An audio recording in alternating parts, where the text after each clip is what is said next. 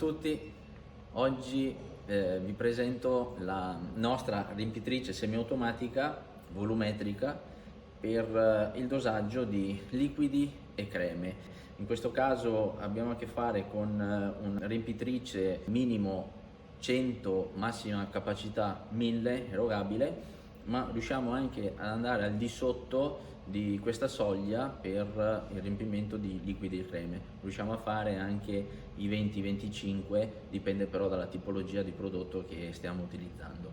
Per quanto riguarda il settaggio, iniziamo prendendo il nostro riferimento, il nostro campione, andiamo a definire l'altezza del tavolino d'appoggio per una lavorazione comoda. Abbiamo per definire la quantità un nostro volantino dove possiamo aumentare o diminuire la capacità di erogazione. È chiaro che il numero che abbiamo qui non indica la quantità che dobbiamo erogare, bensì è soltanto un numero di riferimento, perché in base alla tipologia di prodotto e dalla densità non corrisponde alla quantità, ma è solo indicativo per avere poi dei riferimenti nelle lavorazioni successive. Quindi si consiglia di crearsi un piccolo database in base ogni volta al prodotto che si utilizza e così nelle volte successive basta guardare il database e sappiamo già che numero impostare per raggiungere la quantità che dobbiamo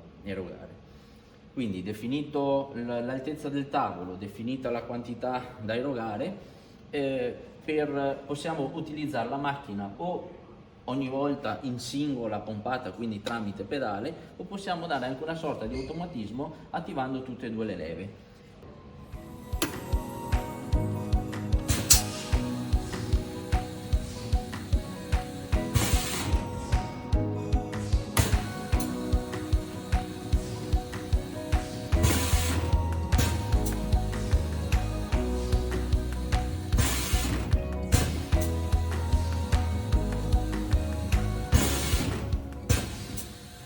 Abbiamo inoltre, per definire le velocità di erogazione e di trasferimento del prodotto dalla tramoggia alla camera di riempimento, abbiamo questi due piccoli selettori.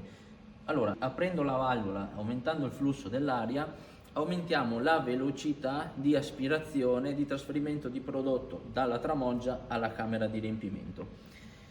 Stessa cosa, possiamo aumentare o diminuire poi la velocità del pistone che manda il prodotto all'erogatore. Quindi possiamo definire le due velocità, aspirazione e pompaggio, ok? Quindi in base alla densità, alla tipologia di prodotto, possiamo aumentare o diminuire come vogliamo le due velocità, quindi aumentando o diminuendo il flusso dell'aria.